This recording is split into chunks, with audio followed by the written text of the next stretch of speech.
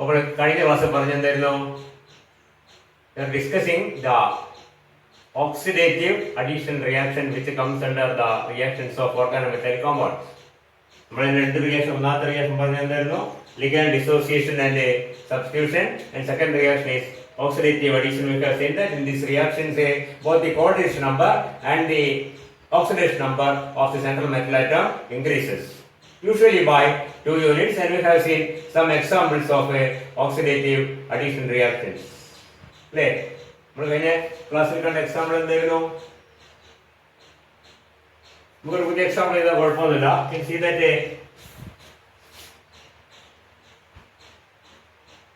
iridium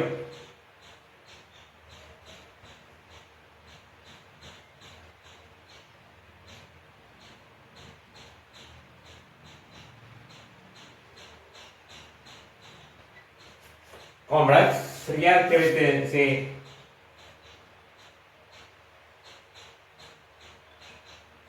H2 hydrogen.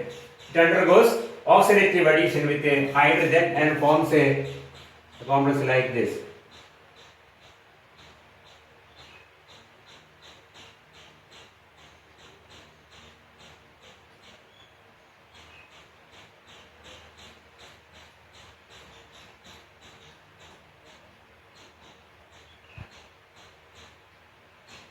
ഇങ്ങനെ എഴുതാം, ഇങ്ങനെ എഴുതാം, P83.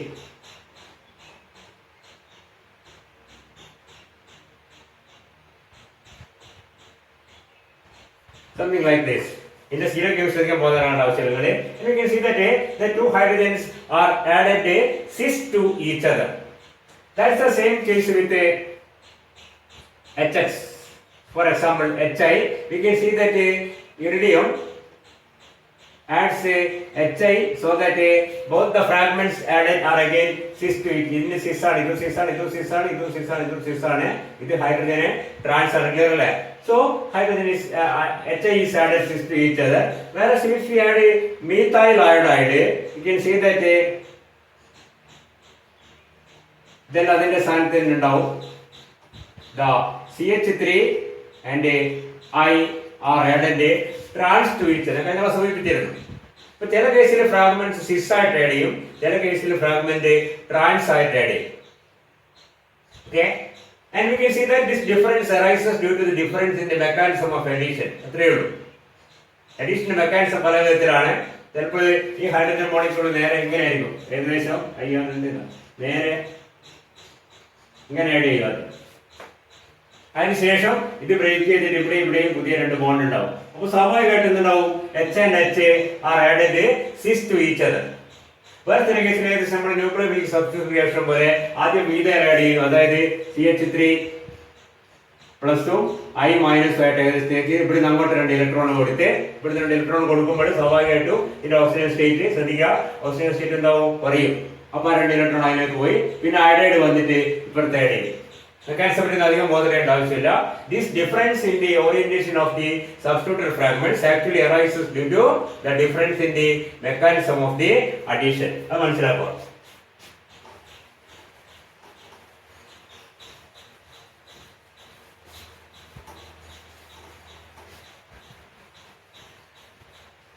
അപ്പൊ അതാണ്.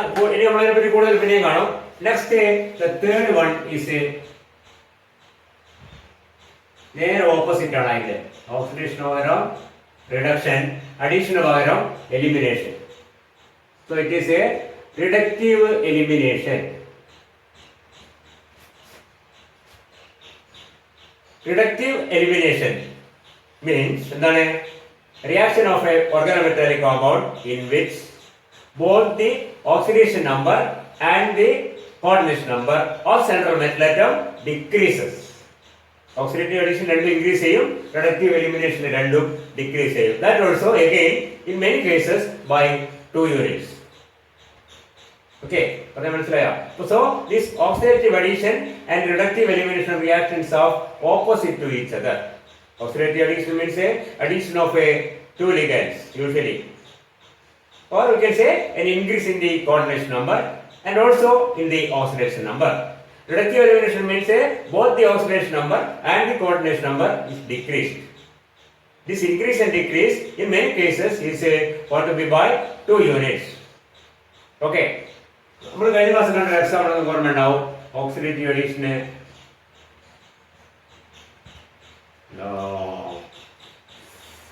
തന്താരം.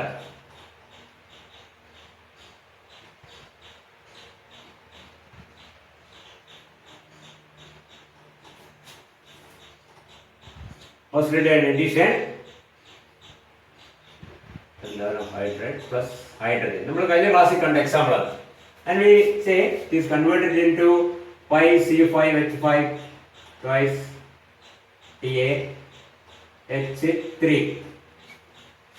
See, these hydrogens break into two hydrogen ligands and gets attached to tantalum. The oxidation state of tantalum from +3 changes to +5.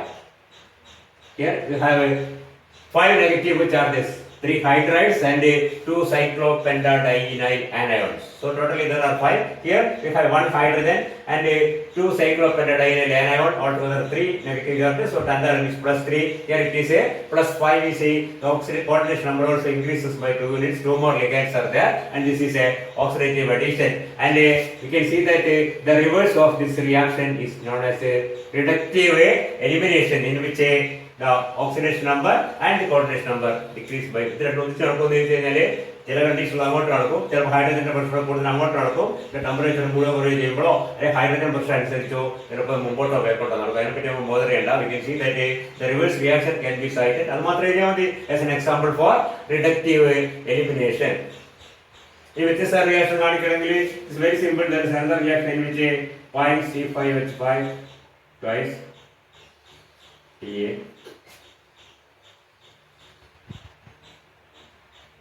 C6H5.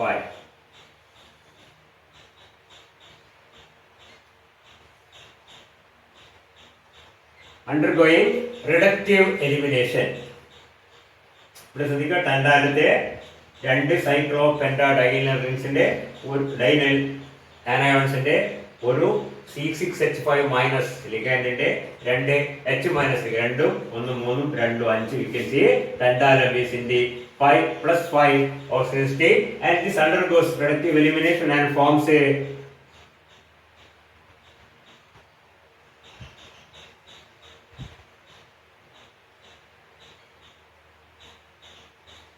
see here the fragments that is removed are C6H5 and 1H. C6H5 H പോയത് C6H6 പുറത്തേക്ക് പോകും, and we can see the oxidation number of tantalum is a 2 മൈനസും 1 മൈനസും 3 minus. അപ്പോൾ tantalumത്തിന് 3 plus ആയിരിക്കും. See, tantalum oxidation state decreases from 5 to 3, and tantalumത്തിന്റെ coordination number C2, the 2 fragments പോയി the coordination number decreases by 2 units. Okay, this is another example for a reductive elimination reaction. Got the point? And usually we can say, നമ്മൾ കഴിഞ്ഞ ദിവസം പറഞ്ഞ ഓക്സിഡേഷനിൽ പറഞ്ഞിരുന്നു, നമുക്ക് ഓർമ്മ ഉണ്ടാവും, the molecule that is usually added during oxidative addition are ഇതൊക്കെയായിരുന്നു പറഞ്ഞത് H2, HI അല്ലേ, CH3I പോലെയുള്ള RI പോലെയുള്ള അല്ലെങ്കിൽ RR പോലെയുള്ള ലിഗൻസ് ആണ് അതിലേക്ക് ആഡ് ചെയ്യുന്നത്.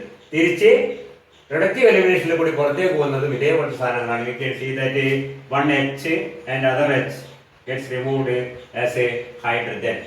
Here 1 C6H5 or 1 alkyl group and 1 halide. ഇവിടെ ഹൈഡ്രൈഡ് ആണ്. ഹാലൈഡ് ആണെങ്കിൽ ഹൈഡ്രൈഡ് ആണ് എന്താവും, ആൽക്കെയിൻ ആവും അല്ലേ, ഒരു ആറും ഒരു എച്ചും. ഇത് അറൈൽ ഗ്രൂപ്പോ ആൽക്കെയിൻ പറയുന്നത് ക്ലിയർ ആവുന്നുണ്ടോ? The fragments which are usually removed during reductive elimination reaction will be say CH3 H C6H5 I അല്ലെങ്കിൽ ഹാലജൻ. അപ്പോൾ 2 ആൽക്കൈൽ ഗ്രൂപ്പുകൾ പോയി കഴിഞ്ഞാൽ എന്ത് പോവും, അതിന്റെ കൂടെ ഉണ്ടാവുന്ന പുതിയ മോളിക്യൂള് ഒരു ആൽക്കൈൻ ആയിരിക്കും. ഒരു ആൽക്കൈൽ ഗ്രൂപ്പും ഒരു ഹൈഡ്രജനും പോയാൽ ഒരു ആൽക്കൈൻ ഇങ്ങനെ ഫോം ചെയ്യും. അല്ലെങ്കിൽ ഒരു ഫിനൈൽ ഗ്രൂപ്പും ഹൈഡ്രജനും പോയാൽ ഒരു ജനറൽ ആയിട്ട് ഒരു അരോമാറ്റിക് മോളിക്യൂൾ പുറത്തേക്ക് പോകും. അല്ലെങ്കിൽ ഒരു CH3X പുറത്തേക്ക് പോകും, അല്ലെങ്കിൽ ഒരു HX പുറത്തേക്ക് പോകും. പറയുന്നത് മനസ്സിലാവുന്നുണ്ടോ? During reductive elimination, these are the molecules which are usually eliminated because these are the fragments which take part in reductive elimination. There is a acyl group now CH3 CO, CH3 COI, CH3 COCl. ഇങ്ങനത്തെ ഗ്രൂപ്പുകളൊക്കെ പുറത്തേക്ക് പോകും. ഇതെപ്പോഴാണ് പുറത്തു പോവുക? ഒരു acyl ലിഗാൻഡും ഒരു chloride ലിഗാൻഡും കൂടി പറഞ്ഞ reductive എലിമിനേഷനിൽ പുറത്തേക്ക് പോകുകയാണെങ്കിൽ രണ്ടും കൂടി ചേർന്ന് ഒരു അസൈൽ ക്ലോറൈഡായി മാറും. ക്ലിയർ? അപ്പോൾ ചിലപ്പോൾ ഒരു അസൈൽ ഗ്രൂപ്പും ഒരു ഹൈഡ്രജനും കൂടി പോവുകയാണെങ്കിൽ എന്താവുന്നത് C6CH3CHO ആവും. ഒരു അസൈൽ ഗ്രൂപ്പ് CH3CO ഒരു H. ഞാൻ പറഞ്ഞു ഇങ്ങനത്തെ റിയാക്ഷനിൽ പുറത്തു വന്ന ഫ്രാഗ്മെന്റ്സ് മിക്കവാറും ഇതൊക്കെ ആയിരിക്കും. Alkyl, aryl, hydrogen, halogen. Okay, so when two fragments join എന്തൊക്കെ കിട്ടും അതൊക്കെ പുറത്തു പോകാനുള്ള സാധ്യതയുണ്ട്. Automatically the coordination number decreases by 2 units, and since these are removed as a കാരണം പുറത്തു വന്ന രണ്ട് ഹൈഡ്രൈഡ് ആണ്. ഇവിടുത്തെ രണ്ട് ഹൈഡ്രൈഡ് പോകുമ്പോൾ അതൊരു ഹൈഡ്രജൻ ആയിട്ടാണ് പോകുന്നത്. അപ്പൊ 2 ഇലക്ട്രോൺസ് ബാക്കിയുണ്ട്. ആ 2 ഇലക്ട്രോൺ ആരെ കൂടെ നിൽക്കും? രണ്ടാമത്തിന് കൂടെ നിൽക്കും. അപ്പോൾ രണ്ടാമത്തിന് ഓക്സിഡേഷൻ നമ്പർ 5 നിന്നുണ്ടായി 3 മാറും. അത്രയേ ഉള്ളൂ. So we can say the oxidative addition and the reductive elimination reactions are opposite to each other. കൃത്യമായിട്ട് മനസ്സിലാക്കുക. And one important thing is that in such reactions we can see that the fragments added. നമ്മളിപ്പോൾ ഒരു example എടുക്കാം. ഇതൊക്കെ മാറ്റുകയാണ്.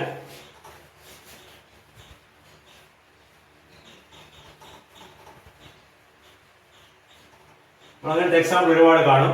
ഞാൻ ജനറലായിട്ട് പറയാം. We have a complex like this.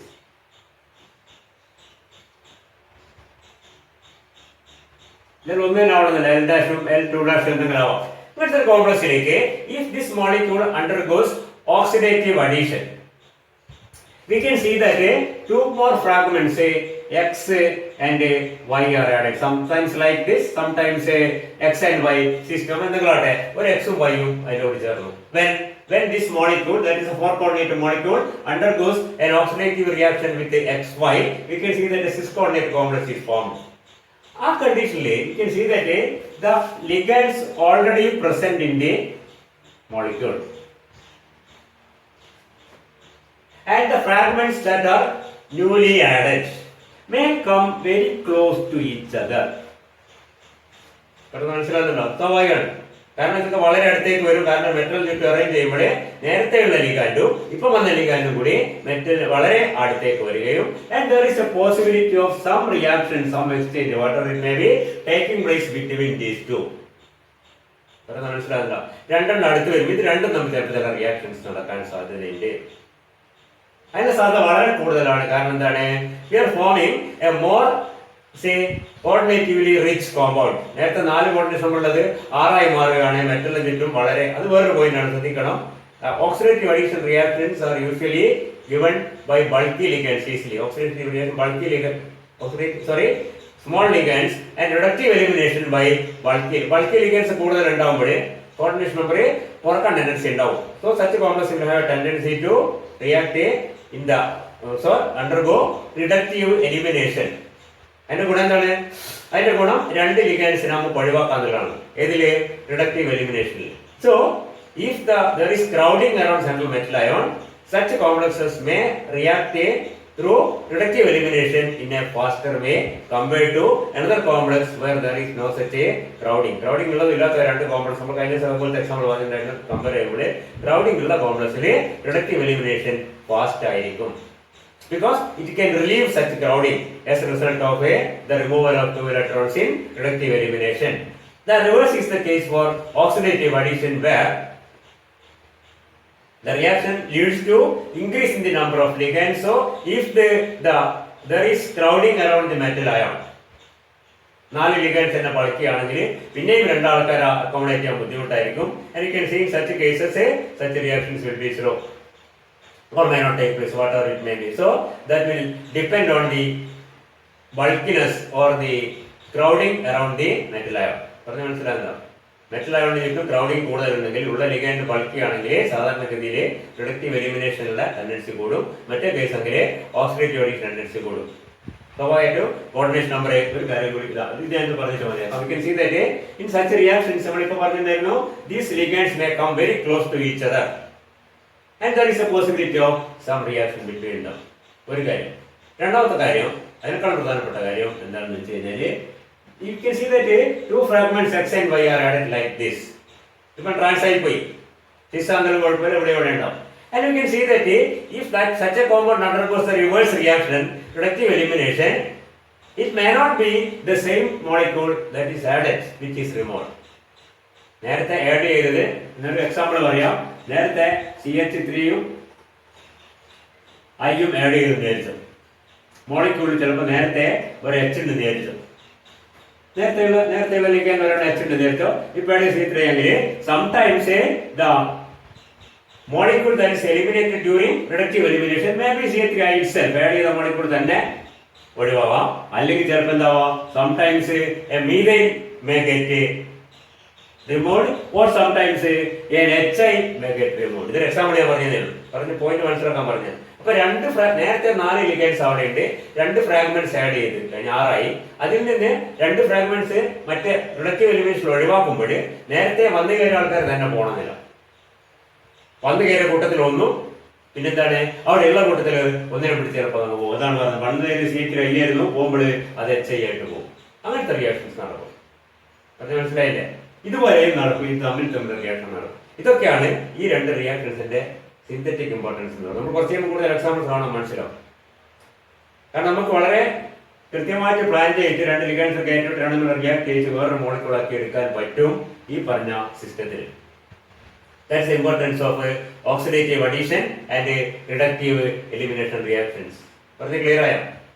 ഒന്നാമത്തെ point, in oxidative addition the fragments added may come very close to the ligands already present on the complex, and there is possibility of some reaction between these fragments resulting in the formation of some new products. ഇതൊക്കെ ഇൻഡസ്ട്രിയിൽ വളരെ വ്യവസായത്തിലും വ്യവസായത്തിലും വളരെ പ്രധാനപ്പെട്ട പല നമ്മൾ നേരത്തെ പറഞ്ഞു പല റിയാക്ഷൻസ് ഉണ്ട്, ചിലത് നമ്മൾ കാണും. ഒന്ന്. രണ്ടാമത്തേത് the fragments added in the complex may, once it undergoes the reverse reaction or reductive elimination, it may be the same fragments which is added that is removed, or it may be one fragment added and one fragment already present in the complex.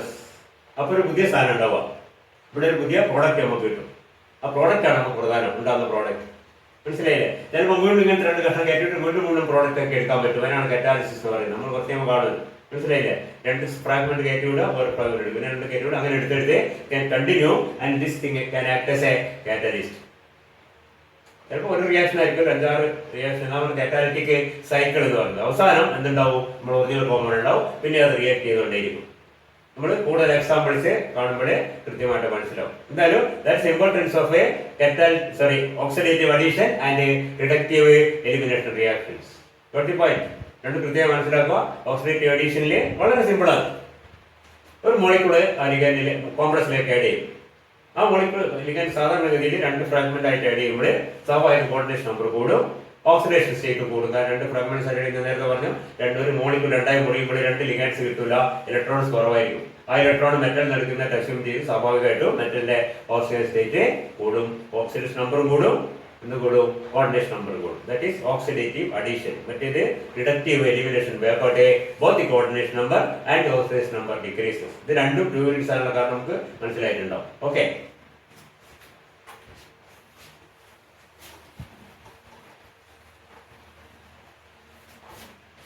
ഇനി മൂന്നാമത്തെ reaction, നാലാമത്തെ. ഇപ്പം ആദ്യത്തെ കണ്ടത് എന്തായിരുന്നു?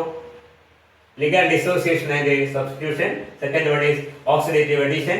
Third one is reductive elimination, and the fourth one is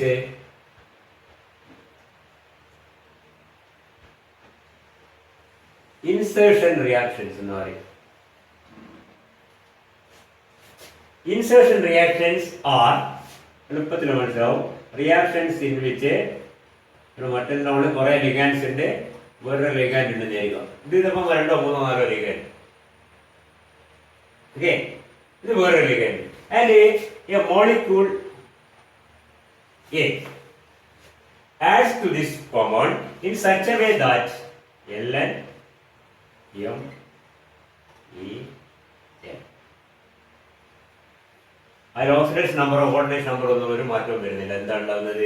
U can see that a small molecule seems to be inserted between the bond of the metal and one of ഒരു metal ligand ബോണ്ടിന്റെ അടുത്ത് ആ molecule കയറി പോകുന്നതായിട്ട് നമുക്ക് തോന്നുന്നു. Reaction മൊത്തത്തിൽ നോക്കി കഴിഞ്ഞാൽ such reactions are called insertion reactions, and a very good example is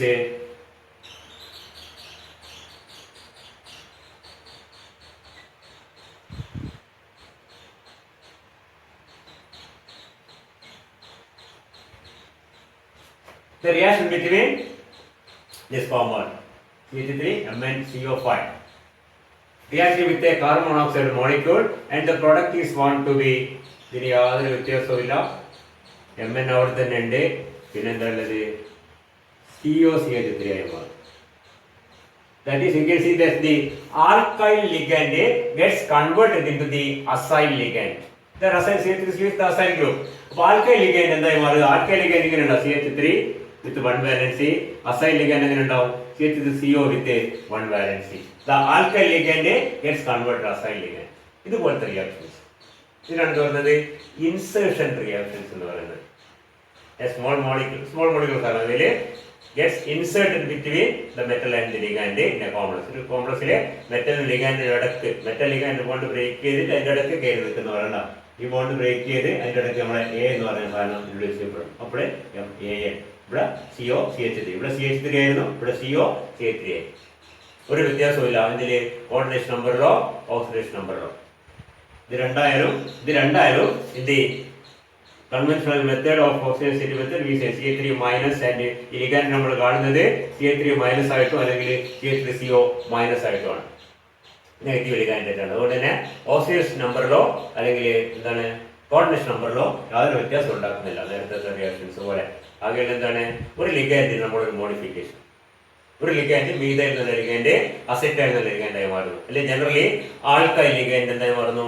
acyl ലിഗാൻഡായി മാറുന്നു by the introduction of carbon. ഇതൊരു ലിഗാൻഡ് ഇതേപോലത്തെ സാധനമാണ് ഇത്, പക്ഷെ അതിന്റെ കൂടെ ചേരുന്നത് ആറാമത്തെ ആയിട്ട് ലിഗാൻഡ് നിൽക്കില്ല. അഞ്ചാമത്തെ ഇത് 5 അവിടെ തന്നെ ഉണ്ട്, ആറാമത്തെ CO പോയി ചേരുന്നത് ഇവിടെയാണ്. But the point that is called a insertion reactions.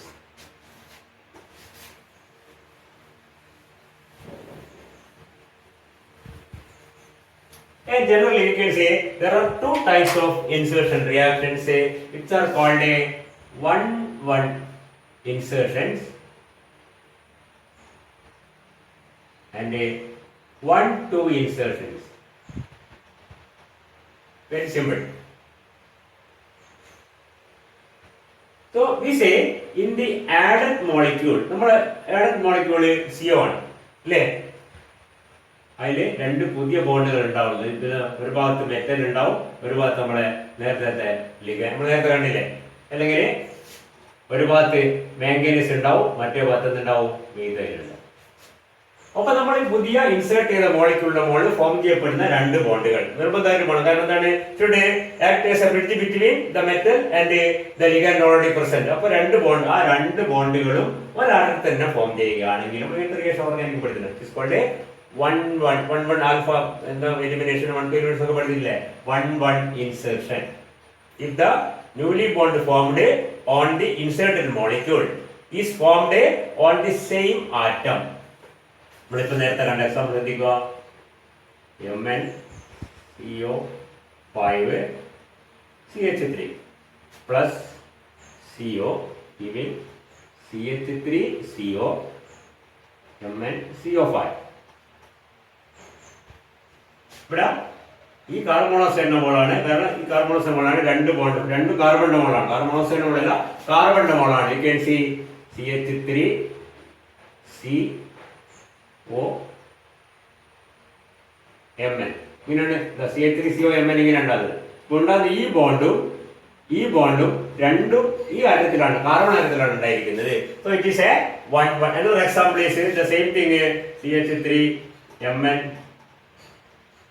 CO5 plus SO2. Sulfur dioxide also gets inserted and forms CH3.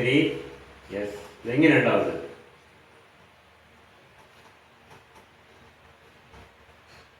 So SO2 molecules added. You can see that the two newly formed forms newly formed bonds. ഈ രണ്ട് ബോണ്ടുകളും ഇതാ ഇതും ഇതും കാണുന്നുണ്ടോ? ഇത് രണ്ടും എവിടെയാണ്? On the sulphur atom. So it's again a 1-1 insertion. And there are other examples. For example,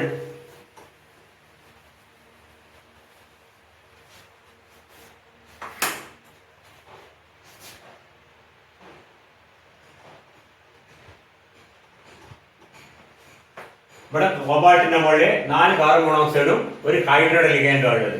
and it ads A molecule of tetrafluoroethylene. Tetrafluoroethylene, and the product formed is CO4, CO, CO2, CO2H. Here we can see that the bond is formed the 1, 2. രണ്ട് carbon ആയിട്ടാണ് CO ഇവിടെ ഉള്ളത്. നേരത്തെ CO, പിന്നെന്താ ഉള്ളത്? ഇതാ ഈ bond ഉണ്ടായി.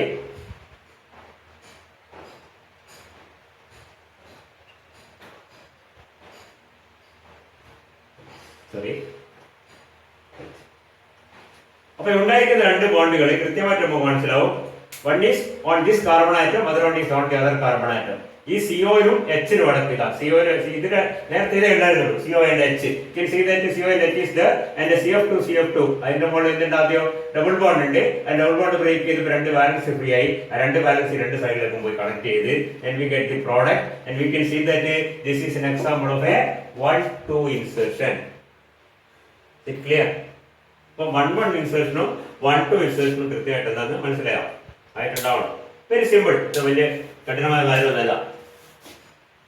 So in 1-1 insertion, the bond, newly formed bond is on the same atom, just as the carbon of carbon monoxide or the sulfur of sulfur dioxide. Okay, and in 1-2 insertion, the newly formed bond മനസ്സിലാണല്ലോ. Insert ചെയ്ത molecule നമ്മൾ രണ്ട് bond form ചെയ്യണം. ആ രണ്ട് മോളിക്യൂളും on adjacent atoms 1-2, അതാണ് തൊട്ട് ഒന്നിലല്ല, തൊട്ട് രണ്ട് ആറ്റങ്ങൾ. ഇത് അഡ്ജസന്റ് ആറ്റംസ് ആണ്. Is it clear? So this is a 1-2 insertion, other one is a 1-1 insertion. And also note that in 1-2 insertions usually a pi bond structure is involved. ഇത് break ചെയ്തിട്ടാണ് രണ്ട് ബോണ്ട്. നമുക്ക് നോക്കിയാൽ തന്നെ മനസ്സിലാവും. ഈ ബോണ്ട് ബ്രേക്ക് ചെയ്ത് കഴിഞ്ഞാൽ രണ്ട് പുതിയ ബോണ്ട്, ഈ രണ്ട് ബോണ്ടുകളാണ് ഇതിന്റെ ഇടയ്ക്കേക്ക് ഇൻസേർട്ട് ചെയ്യപ്പെടുന്നത്. മനസ്സിലായില്ലേ? ഞാൻ വരച്ച് തോന്നുന്നതിലുള്ള ഈ പറഞ്ഞ രണ്ട് ബോണ്ടുകൾ ഇതാണ്. സ്വാഭാവികമായിട്ടും അത് 1-ലും 2-ലും അഡ്ജസ്റ്റന്റ് ആണ്. ഇതുണ്ടാവാൻ കാരണം എന്താണ്? ഒരു പൈ ബോണ്ട് ഉണ്ട്. ആ പൈ ബോണ്ട് ബ്രേക്കും സ്വാഭാവികമായിട്ടും രണ്ട് അടുത്തടുത്ത് രണ്ടാറ്റങ്ങളിൽ രണ്ട് ബാലൻസ് ഫ്രീ വരും. Okay, clear?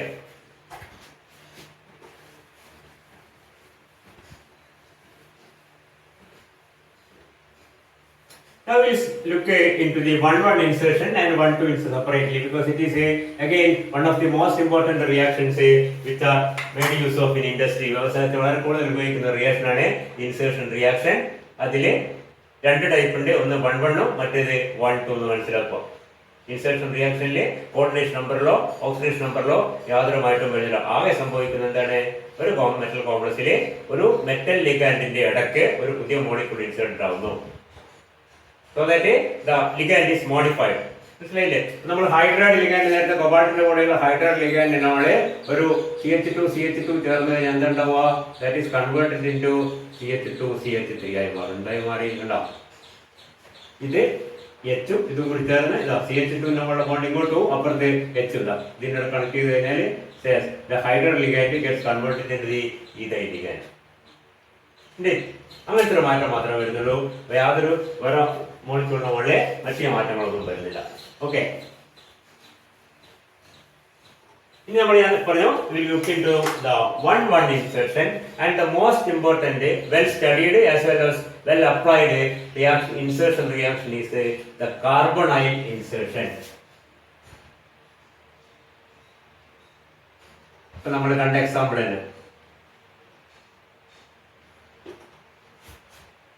വളരെ കൂടുതൽ സ്റ്റഡി നടത്തിയതും വളരെ കൂടുതൽ അപ്ലൈ ചെയ്യുന്നതായ ഇൻസേർഷൻ ആണ്. ഇൻഡസ്ട്രിയിലൊക്കെ വളരെ കൂടുതൽ ഉപയോഗിക്കുന്ന ഇൻസേർഷൻ ആണ് കാർബണൈൽ ഇൻസേർഷൻ. ടിപ്പിക്കൽ എക്സാമ്പിൾ ഇത് തന്നെയാണ്.